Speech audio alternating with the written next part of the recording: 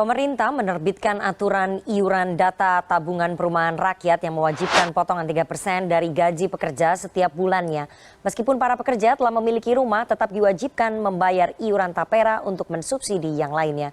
Kebijakan ini baru saja diteken oleh Presiden Jokowi. Kebijakan ini menuai polemik di publik karena dianggap membebani para pekerja. Ya semuanya dihitung lah. Biasa dalam kebijakan yang baru itu pasti masyarakat juga ikut berhitung, mampu atau nggak mampu, berat atau nggak berat. Seperti dulu waktu BPJS di luar yang BPI yang gratis 96 juta kan juga rame, tapi setelah berjalan kan saya kira merasakan manfaatnya bahwa rumah sakit tidak dipungut biaya, hal-hal seperti itu yang akan dirasakan setelah berjalan. Kalau belum biasanya pro dan kontra. Persoalannya adalah bahwa PP 21 itu kemudian menyasar kepada karyawan dan pengusaha. Dalam hal ini saya melihat kebijakan ini jadi tidak efektif karena apa? Karena tidak berkeadilan jadinya. Harusnya ini menurut saya pemerintah yang bertanggung jawab di situ. Artinya pemerintah hadir untuk memberikan perlindungan supaya tidak dua-duanya harus dibayar. Beberapa waktu ini kita selalu dicekoki berita-berita yang tidak mengenakan hati. Mulai dari rencana kenaikan pajak yang dari 10% menjadi 12%. Rencana kenaikan listrik dan BBM.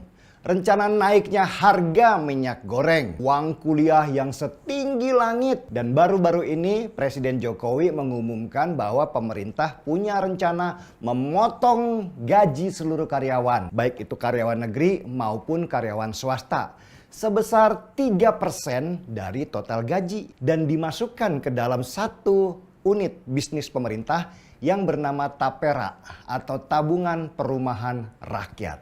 Itu artinya kalau kalian pegawai negeri ataupun swasta, gaji kalian akan dipotong 3% lagi sesudah dipotong pajak penghasilan dan BPJS dan potongan-potongan lain termasuk potongan pinjaman ke perusahaan kalau ada pinjaman. Menarik kan? Ada potongan lagi dari gaji di luar potongan-potongan lainnya. Potongan buat tabungan perumahan rakyat sebesar 3% dari total gaji, baik untuk pegawai negeri ataupun swasta ini, dimaksudkan pemerintah supaya rakyat bisa menikmati rumah yang akan dibangun pemerintah nantinya. Jadi begini ya, ibaratnya kamu punya gaji sebesar 3 juta rupiah, akan dipotong sebesar 3%-nya atau Rp90.000 lah setiap bulannya. Jadi selama setahun kamu harus nabung di Tapera sebanyak 90.000 kali 12 bulan atau sama dengan Rp1.080.000 per tahun. Kalau dipotong lagi 10 tahun berarti Anda sudah nabung di Tapera sebanyak Rp10.800.000 per 10 tahun. Apakah uang 10 juta rupiah yang ditabung selama 10 tahun itu bisa buat beli rumah? Sulit sekali. Di tengah harga rumah yang terus-menerus naik tinggi, bahkan uang 10 juta rupiah yang ditabung selama 10 tahun itu buat uang muka sebuah rumah saja bahkan bisa dibilang tidak cukup. Belum lagi nanti kalau ada inflasi, kenaikan harga bahan bangunan, kenaikan harga tanah, padahal gaji kita naiknya tidak tinggi. Jadi bukan itu saja yang dikhawatirkan dengan pemotongan gaji sebanyak 3% itu. Kita sudah paham semua bahwa jenis pemotongan gaji ini sudah berjalan lama di unit-unit usaha pemerintah sebelumnya. Seperti di Asabri dan Jiwasraya. Uang dari rakyat dikumpulkan sebanyak-banyaknya dan dikelola oleh pemerintah lewat produk-produk investasi seperti saham, obligasi, dan lain-lainnya. Dan hasilnya dana pensiun di Asabri dikorupsi sebesar 23 triliun rupiah. Dana yang mengendap di Jiwasraya dikorupsi sebesar 17 triliun rupiah. Mega korupsi yang terjadi di kedua lembaga ini sebenarnya tidak mengagetkan karena sudah tercium sejak lama. Ketidakbecusan orang pemerintah mengelola dana masyarakat sebesar puluhan triliun rupiah itu ditambah kong kali kong dengan mafia investasi membuat akhirnya rakyat lagi yang menjadi korban. Tapera ini gak ada bedanya dengan Asabri dan Jiwasraya. Sama-sama mengumpulkan uang rakyat dan diinvestasikan untuk mendapatkan keuntungan. Tetapi dalam perjalanannya belajar dari kasus yang sudah-sudah, akhirnya punya potensi bobol lagi karena ketidakbecusan pengelola dana. Dan sebenarnya model pemotongan gaji seperti tapera ini memberatkan rakyat. Apalagi buat mereka yang swasta, yang sudah gajinya kecil. Potongan setiap bulannya banyak, mulai dari BPJS sampai pemotongan upah karena pinjaman. Belum lagi harus mikirin listrik yang bisa saja naik sewaktu-waktu. BBM pulang pergi dan sekolah anak serta harga bahan makanan yang nggak bisa dijaga kapan naiknya.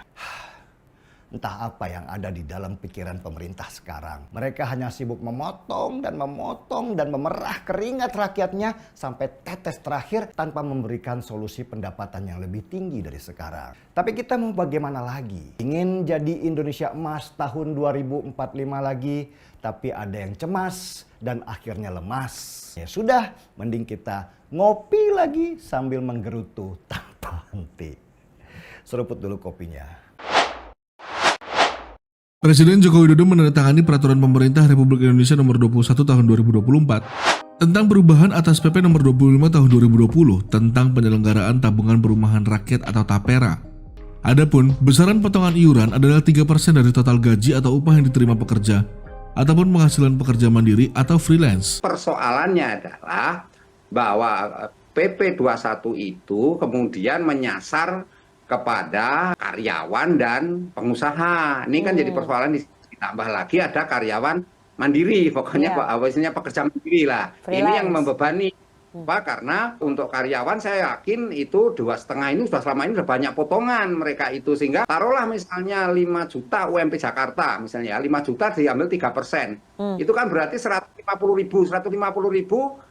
pekerjanya bayar 125.000, kemudian dari pengusaha 25.000, itu per satu orang. Bayangkan kalau dia punya karyawannya banyak, apa nggak babak belur itu pelaku usaha tadi. Kan sudah terbayang betapa beratnya para pelaku usaha menghadapi tekanan-tekanan dalam ini harus kewajiban membayar. Baik. Karena itu dengan tapera ini kan membebani, jelas membebani. Yang kedua, masyarakat ini dalam arti karyawan itu sendiri ya penghasilannya makin kecil, Mbak. Jadi karena dipotong banyak sekali. Kalau dihitung-hitung itu sekitar 6,5% lah ya potongannya itu yang harus dihadapi oleh para pelaku karyawan. Sekarang dengan adanya PP 21 itu akhirnya harus membayar juga kewajiban tapera. Berarti kan ada double dong yang harus ditanggung oleh pekerja itu kan. Harusnya ini menurut saya pemerintah yang bertanggung jawab di situ. Artinya pemerintah hadir untuk memberikan perlindungan supaya tidak dua-duanya harus dibayar begitu, Mbak. Sehingga ini dalam hal ini saya melihat kebijakan ini jadi tidak efektif. Karena apa? Karena tidak berkeadilan. Jadinya kesannya memberikan